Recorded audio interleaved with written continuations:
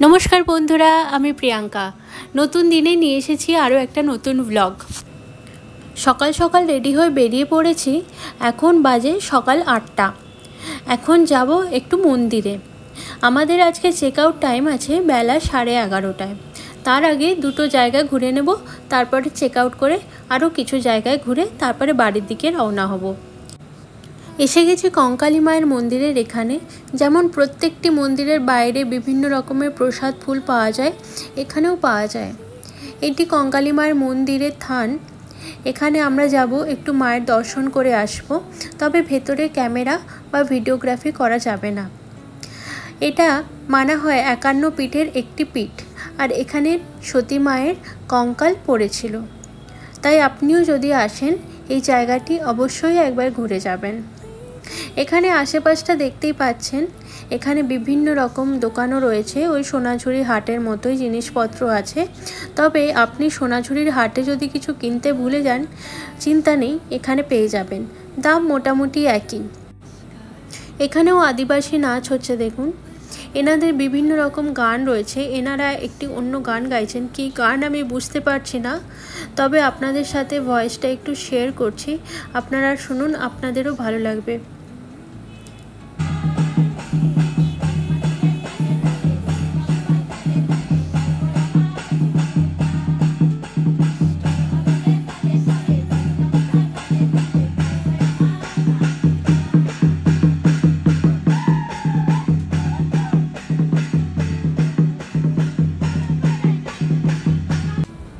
এই রং বেরঙের হাতের কাজের চুড়ি আর গলার মালাগুলি অপরূপ সুন্দর লাগছে দেখতে।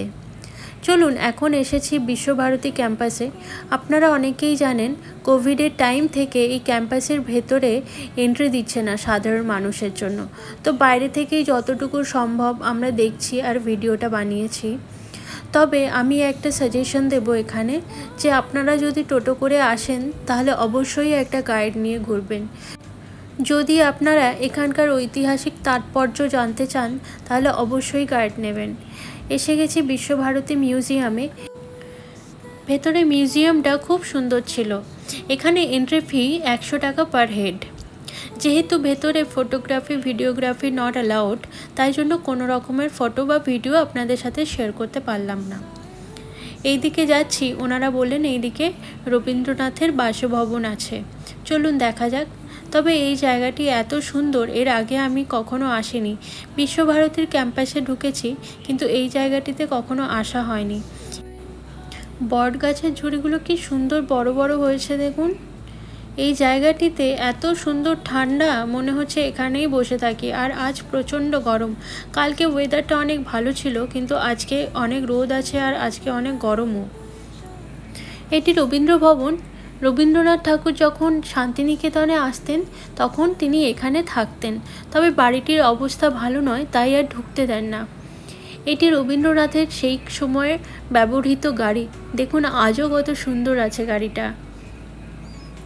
চারিপাশটাও বেশ সুন্দর করে সাজানো। এসে গেছি আমরা রিসর্টে। এই কুকিজগুলো আগের দিনই আপনাদেরকে দেখিয়েছিলাম। নিয়ে নিয়েছি কিছু কুকিজ। এখন চেক আউট করে চলে এসেছি সৃজনী শিল্পগ্রামে। এখানে এন্ট্রি ফি হচ্ছে পার হেড 30 টাকা। সামনে একটা কি সুন্দর গেট করা রয়েছে দেখুন। চলুন ভেতরে যাওয়া যাক। শিল্পগ্রাম নামটি সত্যিই সার্থক। চারিদিকে শিল্পের ছড়াছড়ি, হাতের কাজ, গান বাজনা, খুব সুন্দর মনোরম পরিবেশ। সামান্য হাত পাখাগুলো দিয়েও কি সুন্দর সাজিয়ে রেখেছেন। এখানে প্রত্যেকটা জায়গা মনে হবে দাঁড়িয়ে দেখি, কিন্তু কি করব বলুন, এগিয়ে তো যেতেই হবে। এসে গেছি। ইনি হলেন একজন বাউল সঙ্গীত শিল্পী। এনাকে গান গাইতে বললাম। ওনার গলা এত অসাধারণ, তা তুলনার বাইরে। আর বসেও ছিলেন একটা খুব সুন্দর জায়গায়। দূর থেকে এই মূর্তিগুলি দেখতে খুব সুন্দর লাগছিল, কাছ থেকেও ততটাই সুন্দর। ভাবছি এখানে দাঁড়িয়ে একটা ছবি তুলতেই হবে।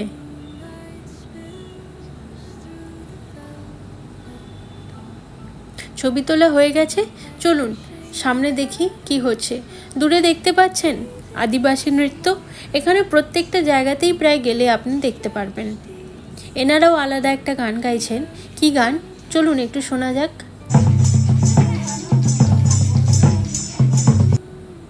এখানেও সোনাঝুরির হাটের মতো বিভিন্ন রকম জিনিস বিক্রি হচ্ছে। তবে সোনাঝুরি হাটে যেসব অনেক জিনিসপত্রের অপশন আছে, এখানে তা হয়তো একটু কম পাবেন। এই দিকটা আপনাদেরকে একটু দেখাই ভালো করে। এই দিকে আছে বিভিন্ন প্রদেশে গ্রামে যেই আদলে বাড়ি হয় সেই আদলে এখানে বাড়ি করা আছে। এটা হচ্ছে আমাদের পশ্চিমবঙ্গের আদলে গ্রামের বাড়ি। দেখুন চারিদিকে কুড়ে ঘর, মাঝখানে ছোট্ট একটা উঠোন আর একটা হরি মন্দির। দেখে আমার ছোটবেলা গ্রামের বাড়ির কথা মনে পড়ে গেল। সামনে দেখছেন কত সুন্দর, দুদিকে কুড়ে ঘর, মাঝখান দিয়ে লাল মাটির রাস্তা। প্রত্যেকটা বাড়ির দেওয়ালে এত সুন্দর হাতের কাজ করা আছে, দাঁড়িয়ে দেখলে কোথা দিয়ে যে সময়টা কেটে যাবে আপনি বুঝতেই পারবেন না। প্রত্যেকটা ঘরে কিন্তু আপনি ঢুকে দেখতে পারবেন, ভেতরেও ওই প্রদেশেরই কিছু কিছু জিনিসপত্র রাখা রয়েছে। চলুন এগোনো যাক। দেখছেন প্রত্যেকটা বাড়ির দেওয়ালে কত সুন্দর হাতের কাজের আঁকা রয়েছে। ওই দেখুন কেউ যাচ্ছেন ভেতরে। চলুন এবারে বেরিয়ে পড়েছি, যাব এখন সুরুল রাজবাড়ি। এসে গেছি সুরুল রাজবাড়ি। রাজবাড়িটা বাইরে থেকে একবার দেখিয়ে দিই। চলুন ভেতরে যাই। এখানেও কিন্তু এন্ট্রি ফি ছিল 10 টাকা পার হেড। আমার বরাবরই রাজবাড়ির প্রতি আলাদাই আকর্ষণ। যেখানেই রাজবাড়ি দেখি সেখানেই আমি চলে যাই। আসলে শত শত বছর ধরে দাঁড়িয়ে থাকা এই রাজবাড়িগুলি অনেক স্মৃতি বহন করে। এই কড়িবর্গার খাজে খাজে কত স্মৃতি লুকিয়ে আছে বলুন তো।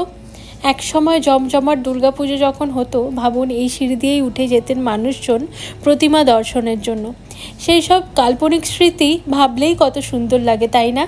আপনারাও এসে এরকম একবার ঘুরে যেতে পারেন। কিন্তু ইতিহাসের দোরগোড়ায় এসে এইসব কাল্পনিক চরিত্র নিয়ে ভাবতে খুবই ভালো লাগবে, দেখবেন মনটা ভালো হয়ে যাবে। এই বাড়ির পেছন দিকে আরও 2টি মন্দির আছে, কিন্তু এগুলো বন্ধ ছিল, ঢুকতে পারলাম না। এবারে বেরিয়ে যেতে হবে আমাদের বাড়ির উদ্দেশ্যে, অনেকটা সময় হয়ে গেল। আবার পরে আসবো একবার শান্তিনিকেতন। চলুন আজ তবে যাওয়া যাক। মনে কোনো প্রশ্ন থাকলে নিশ্চয়ই আমাকে জানাবেন কমেন্টে। আর আপনার যদি কোনো ইনফরমেশন লাগে সেটাও জানাবেন কমেন্টে। ভিডিওটা ভালো লাগলে অবশ্যই একটা লাইক করে দেবেন। আজ তাহলে আসি, সবাই খুব ভালো থাকবেন। দেখা হবে পরের একটি ব্লগে।